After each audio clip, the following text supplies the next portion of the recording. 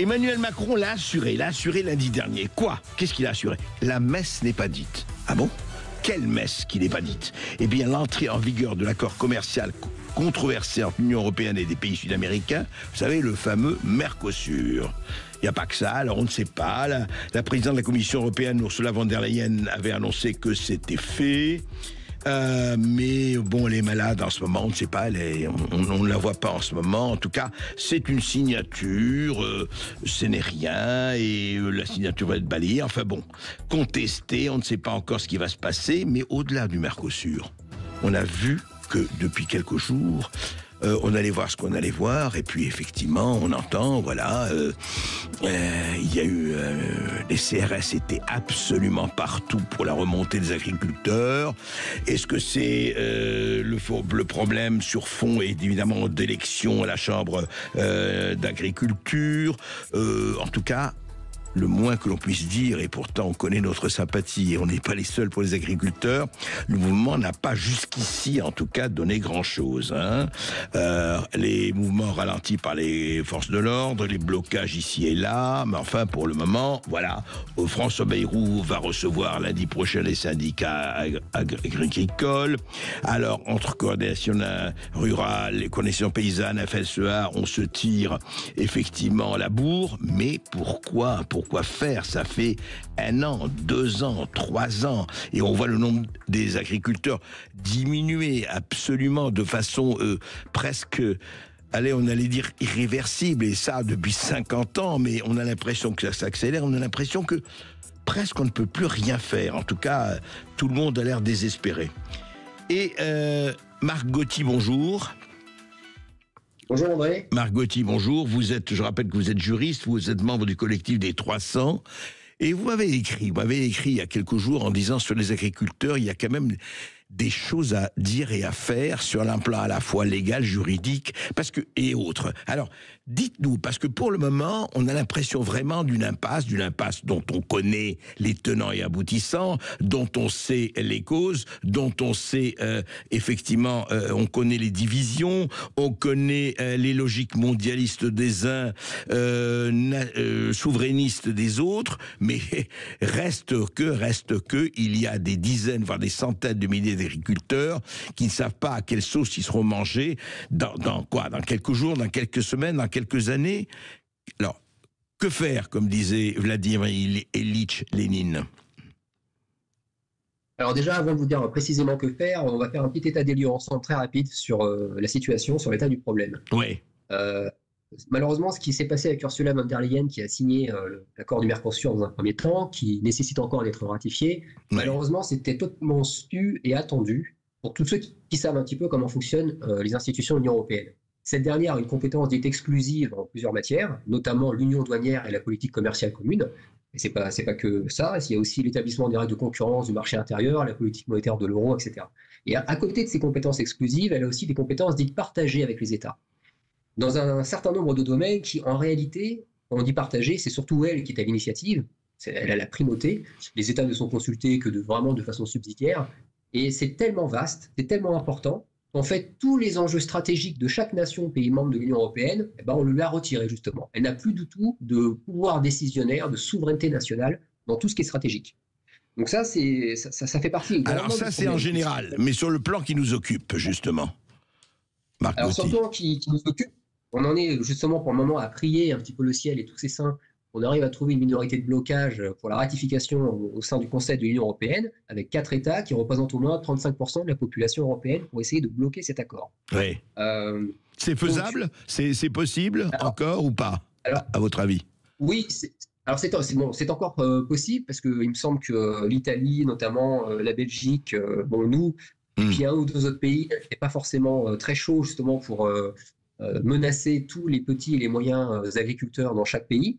Mais en fait, pour parler précisément du Mercosur, il y a un premier point qu'il faut déjà préciser, c'est que de fait, cet accord, donc qui avait été déjà bien signé en 2019, et aujourd'hui on parle d'un protocole additionnel, va instaurer en fait une concurrence déloyale, notamment sur la filière bovine, volaille et sucre, car les coûts de production qui sont déjà extrêmement bas là-bas, dans les pays d'Amérique latine, qui ont des charges environnementales et sociales qui n'ont rien à voir avec les nôtres, vont faire que les agriculteurs français, eux, n'auront les moyens d'être compétitifs face à ces produits qui sont... En fait, on n'a pas de clause miroir qui protège les producteurs français, qui est en fait la réciprocité des normes de production. Et vu que nous avons les normes de production les plus strictes, il y aura donc péril économique pour un nombre d'agriculteurs qui ne pourront plus faire face. D'accord. Et ça, si vous voulez, c'est le problème intrinsèque de l'Union européenne, qui depuis le début, et même intra-Union européenne, hein, c'est pas uniquement avec le reste du monde. Oui, on l'a vu même avec l'Espagne et autres. Oui, bien sûr. Tout à fait, André. En fait, dès que l'Espagne et le Portugal ont commencé à rentrer justement dans ce marché commun, ça a tout de suite déjà gravement nuit aux intérêts de nos agriculteurs. On sait bien. Il y a eu les pays de l'Est. Mais alors, justement, bon. Ensuite, il y a eu les poulets. Oui. Voilà. Il y a eu les poulets ukrainiens, il y a eu les porcs polonais, etc. Et à chaque fois, c'est un coup de poing dans l'estomac de nos agriculteurs.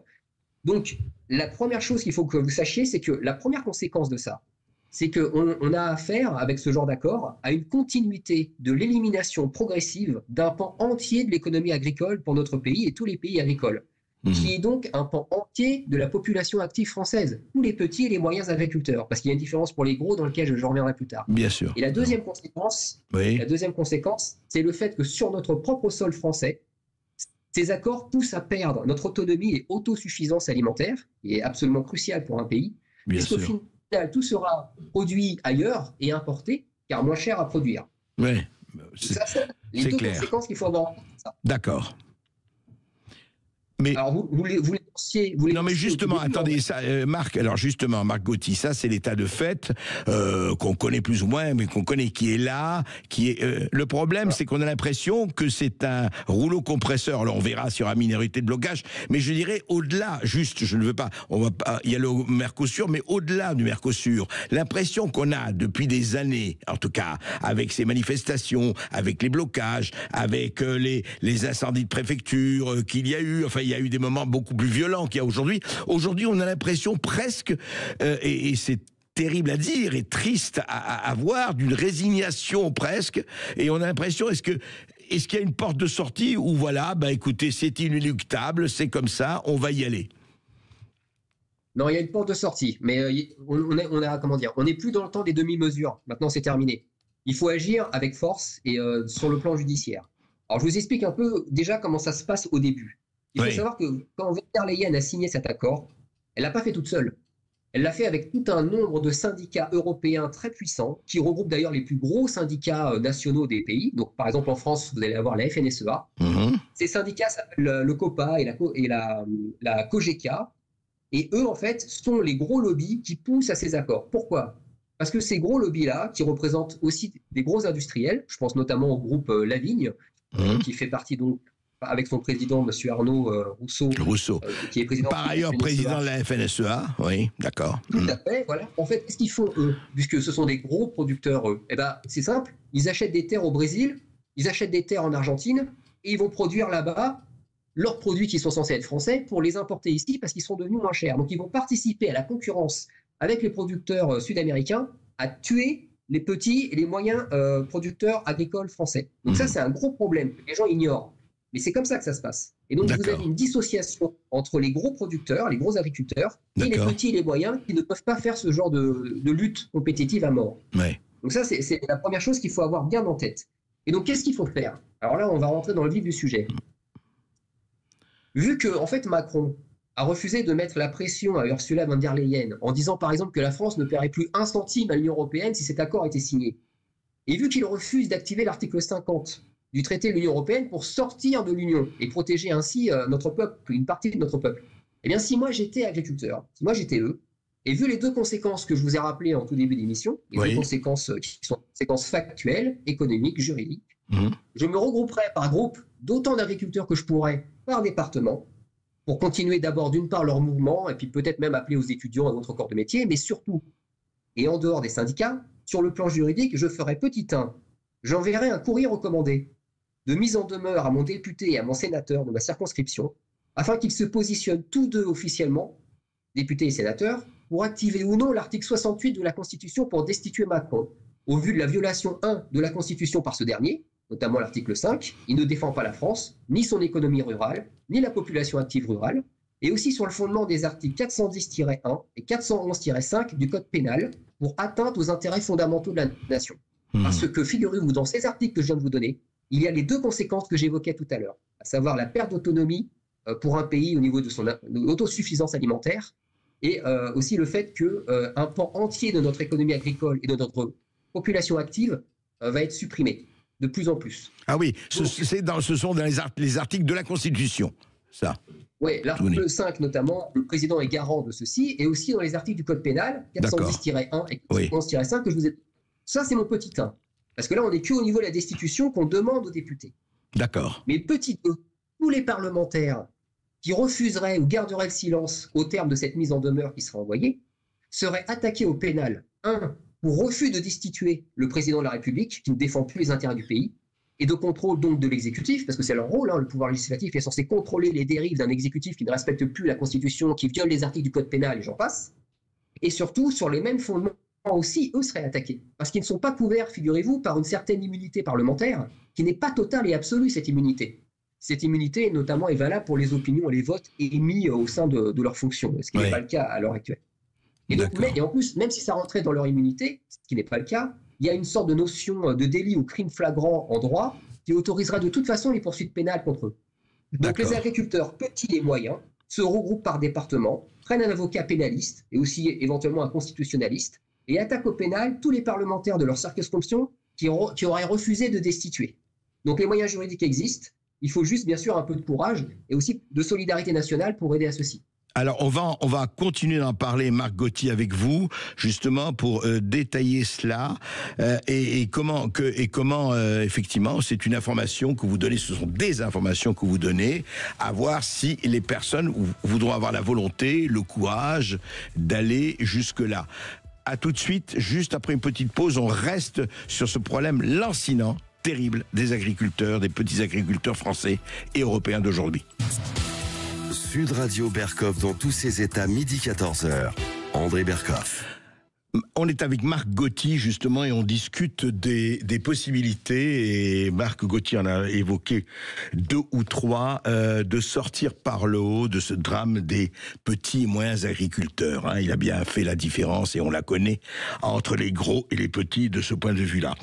Mais Marc Gauthier, est-ce que ce ne serait pas, c'est très bien, mais est-ce que la destitution de Macron, que vous appelez, n'arrangerait quoi que ce soit? Je m'explique. D'abord, est-ce que la destitution, c'est pas évident, c'est pas simple. Il faudrait dire à quel prix, c'est-à-dire qu'est-ce qu'il faudrait, combien de députés, combien de sénateurs, à quelle majorité elle serait obtenue. Et n'oubliez pas, je vous rappelle simplement 2 choses, Marc Gauthier. Vous rappelez que la motion de censure avait été déposée par la France Insoumise pour la décision de Macron. Il le demande depuis quelque temps, en tout cas, et ça n'a même pas été discuté à l'Assemblée nationale. Ça a été rejeté en plus en octobre 2024. Et puis l'autre problème aussi, je pose la question, Macron a supposé que Macron est destitué, il s'en va. Qui garantit qu'à la place, il n'y aura pas quelqu'un, après des élections présidentielles, qui aura la même politique? Je veux dire par là qu'au fond, est-ce que cette stratégie terrible aujourd'hui, en tout cas cette position, ce paysage du pot de terre contre le pot de fer, en quoi changerait-il avec éventuellement, est-ce que ce ne sera pas facile, l'éventuelle destitution de Macron? Qu'est-ce que ça changerait vraiment? Alors, vous avez plusieurs choses que vous avez dites dans ces interrogations. Donc, je vais tenter d'y répondre le plus simplement possible et droit au but. Destituer Macron, c'est une première étape, bien sûr, parce qu'en fait, vous avez compris avec ce que je vous ai dit auparavant que le réel problème, c'était surtout de sortir de l'Union européenne. Malheureusement, on en est là. Moi, je ne suis pas ici pour donner mon opinion à titre politique. Je suis ici je comprends. Mais vous voulez dire, attendez, Marc, c'est très important. Vous voulez dire qu'au fond, ce que vous dites, le paysage que vous décrivez, la situation que vous décrivez, vous n'êtes pas le seul, tout le monde l'a décrit. Vous, à votre avis, on ne peut le faire qu'en sortant de l'Union européenne. C'est impossible de le faire autrement. Ou alors, il faut qu'à chaque fois, il y ait un bras de fer monumental qui fasse que de toute façon, on sera plié en fait par les règles institutionnelles de l'Union européenne. On ne peut plus rien décider. C'est fini. Et ça, c'est déjà depuis pas mal de décennies. Le traité de Lisbonne a mis un clou dans le cercueil. Tous ceux qui vous parlent de souveraineté nationale, ils vous mentent. Ils le savent pertinemment, ils ne peuvent plus rien décider. C'est ce que je vous disais en tout début d'émission. à 80-85%, ils ne décident plus de rien, et en tout cas de plus rien d'important, de stratégique. Pour la destitution, on en a parlé ensemble, vous m'aviez invité. Oui. Vous avez dit que le critère qui avait été retenu pour destituer était un critère ridicule, que tous les véritables actes qui auraient pu être pris par les parlementaires pour destituer ont été mis sous le tapis et cachés par la poussière. Là, par contre, on a des éléments, comme je vous l'avais déjà précisé, sérieux, où lorsque je vous ai demandé, ou quand j'appelle les agriculteurs à se défendre eux-mêmes devant la justice, la destitution, si justement les parlementaires refusent, c'est eux qui vont être devant les tribunaux. Parce qu'eux auront refusé de contrôler les... Vous voulez dire, ce sont eux qui seront sanctionnés, effectivement, qui peuvent être sanctionnés, quoi. Qui peuvent être sanctionnés s'ils ne destituent pas, vu que l'exécutif ne défend plus les intérêts du pays. En gros, je résume, mais ça revient à ça. Donc tous les gens pourront réécouter votre émission pour avoir les détails et les articles. D'accord. Mais vous mettez, André, le doigt sur quelque chose de fondamental. En fait, l'Union européenne, elle ne s'est pas, dès le départ, battue contre la mondialisation. Elle l'a faite. Et elle n'a jamais protégé, en fait, les différents pans de nos économies, surtout pour tout ce qui est petites et moyennes activités dans n'importe quel secteur. Depuis sa création, l'Union européenne a passé une centaine d'accords d'association, de partenariats économiques ou de libre-échange. Et à cause de ça, elle a contribué à anéantir énormément de petites et moyennes entreprises dans tous les pans de l'économie. On parle de l'agriculture aujourd'hui, mais c'est pareil partout. Sachez qu'en 1962, on avait 2 600 000 exploitants en France et nous étions la première ou la deuxième puissance agroalimentaire au monde dans les années 80. Aujourd'hui, nous n'avons plus que quelques centaines de milliers d'agriculteurs et avec ce qui se passe, ça va encore décroître. Donc on en est là. Et la seule raison, la seule façon de s'en sortir sur le plan juridique, encore une fois, je ne donne pas mon opinion politique qui n'intéresse personne. Tout à fait. Sur le plan juridique, nous n'avons pas d'autre alternative. Et je crois d'ailleurs, André, que vous-même, vous avez reçu des personnes qui vous l'ont dit aussi. Je pense notamment à François Asselineau de l'UPR, qui a fait effectivement une analyse juridique des textes qui existent. On n'invente rien, tout est basé sur les textes. Tout comme quand je vous parle de la construction européenne et de ses origines, on n'invente rien. En fait, c'est quelque chose qui a été voulu dès les années 40 par les Américains. On a déjà toutes les preuves parce que ça a été déclassifié par le département d'État américain. Mais alors, donc c'est encore un mensonge. Tout à fait. Marc, non mais là on connaît, et alors que l'on approuve ou pas qu'on soit, évidemment, il y a des gens qui sont ravis de cette situation parce qu'ils trouvent que c'est très bien, l'Union européenne, la mondialisation, on va en parler d'ailleurs un peu plus tard à propos de X et de ce qui se passe sur la liberté d'expression. Mais je reviens à ça. Au fond, aujourd'hui, au fond, et vous n'êtes pas le seul à le dire, c'est vrai que j'ai reçu un certain nombre de gens, vous dites aux agriculteurs quelque part, bon, allez-y, écrivez à et écrivez par lettre commandée d'ailleurs, effectivement à votre député ou à votre sénateur, et dites-leur, écoutez, voilà, vous êtes comptable de l'avenir de notre avenir, de l'avenir de la nation, et de l'avenir de l'alimentation de cette nation, alors, ou vous en fichez, et puis la France devient une espèce de totale passoire et open bar pour tous les aliments du monde et peu importe les normes, mais sinon en fait ça ne peut passer que par une véritable rupture avec l'Union européenne telle qu'elle existe aujourd'hui. En fait, on revient à ça. Absolument, on revient à ça, et il est impossible de changer l'Union européenne telle qu'elle existe aujourd'hui. Tous ceux qui vous disent on veut une autre Europe, on veut justement changer les institutions, c'est pas possible. Là, elles ont été conçues dès le départ, et notamment par les Américains, pour faire en sorte que ce soit des pays qui sont complètement enchaînés avec des intérêts divergents, quasiment jamais convergents. Alors Marc Gauthier, et qu'à chaque fois, l'intérêt national, c'est... Oui, mais alors je vais vous dire une chose. Alors si on regarde le Parlement tel qu'il est aujourd'hui, à droite comme à gauche, de Marine Le Pen à Éric Zemmour, au LR et à tout le monde, mais alors vous allez avoir 90% pratiquement du Parlement qui va dire mais pas question, on va pas toucher à ça. Ils sont tous pour l'Union européenne, pratiquement tous. Vous le savez.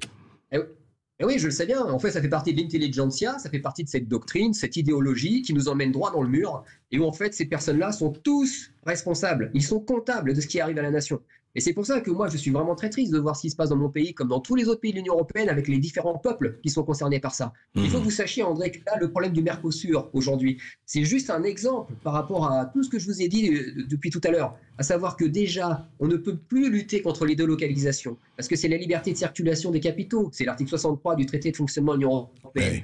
Tout ce qui est démantèlement des services publics, les privatisations rampantes d'EDF, GDF, La Poste, tout ça, c'est l'Union européenne. Vous comprenez ? tout ce qui est l'euro aussi, qui avait d'ailleurs été voulu dès 1965 par les Américains, faire une monnaie unique. Et ben aujourd'hui, les taux d'intérêt, les grandes orientations de politique économique, le niveau de vie, la croissance, l'emploi, les retraites, tout est décidé par l'Union européenne et sans jamais prendre en compte l'intérêt national de chaque pays membre. L'Union européenne n'agit que pour un seul intérêt réel, c'est celui des Américains et dans une moindre mesure celui des Allemands, qui ont d'ailleurs depuis longtemps dit dans des déclarations politiques qu'ils feront toujours passer les Américains par rapport à leur propre allié dans l'Union européenne. Oui, donc, et aujourd'hui, ils ne sont pas les seuls. Dernière question, à votre avis, alors c'est une question politique, disons, mais enfin qui n'est pas politique au sens politicien, bien sûr.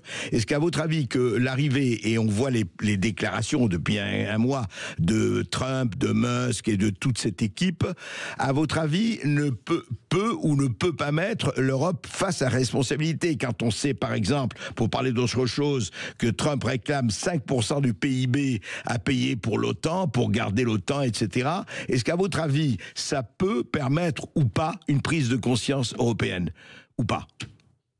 Oui, ça peut permettre. La prise de conscience va être dure de toute façon parce qu'il y a une telle doctrine, un tel endoctrinement. En fait, c'est de la lobotomisation du cerveau. Vous avez la majorité des peuples européens sont complètement lobotomisés par cette doctrine idéologique qui émane des grands médias, qui sont d'ailleurs détenus par les mêmes milliardaires qui ont des intérêts privés. Ils en ont rien à foutre, entre guillemets, de respecter, entre guillemets, la démocratie ou l'état de droit. Ils agissent pour leurs propres intérêts financiero-industriels qui tiennent les manettes derrière. Sans faire du complotisme, tout ça est documenté, on sait très bien à qui appartient les grands médias.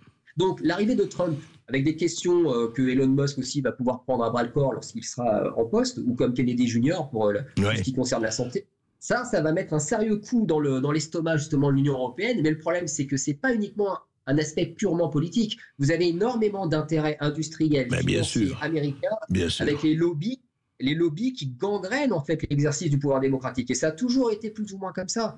Et le problème, il est là, c'est qu'il va y avoir un combat monumental qui va avoir lieu un petit peu en sous-marin. Mais Trump, lui, il servira, ce qui est normal, les intérêts des Américains. Ah oui, donc, il a été élu pour ça. Il a pas... Comme nous devrions avoir des dirigeants qui servent nos intérêts. Absolument. C'est ça, c'est ça. Et c'est pas lui qui va mettre à bas tous les lobbies américains qui ont des intérêts financiers et industriels à continuer à avoir la main fixe sur l'Europe. L'Union européenne est une excroissance de l'hégémonie américaine sur le continent européen. C'est une forme de bras armé en fait des États-Unis. Et on a toujours menti aux gens en disant qu'on avait fait la construction européenne pour faire contrepoids aux États-Unis. Oui, pour la paix après la guerre. Voilà, c'est un mensonge éhonté. Dès le départ, c'est un mensonge éhonté. Je vais vous dire, en tout cas, j'espère qu'il y aura une issue, et j'espère vraiment, surtout pour nos agriculteurs et pour nous-mêmes. Mais effectivement, l'avenir n'est pas, on peut pas dire rose et très optimiste. Mais voilà, il faut être lucide et il faut dire les choses comme elles sont. Et comme on dit, l'autre, on disait que c'était impossible et pourtant on l'a fait. Ils l'ont fait. On verra bien. Merci Marc Gauthier, merci pour vos éclaircissements. Merci. Après, à chacun de voir ce qu'il a à faire et de le faire. Oui. Juste une petite chose, s'il vous plaît, André. Oui, en fait, l'Union européenne, il faut savoir que si on regarde, on va dire, dans les 2000 à 2200 ans d'histoire, de toute façon, elle est vouée à imploser. Il n'y a aucune structure qui a pu conserver pendant très très longtemps, surtout une monnaie unique qui dépasse les peuples. Oui, mais Marc, c'est vrai, tout est fait à imploser, mais en attendant, si les agriculteurs auront disparu, en tout cas les petits, ça n'arrangera vraiment pas ni leurs affaires, ni à mon avis les nôtres. C'est ça. C'est pour ça qu'il faut se battre tout de suite. Dès qu'on peut, il faut se battre, il ne faut plus se laisser faire, il faut agir, et notamment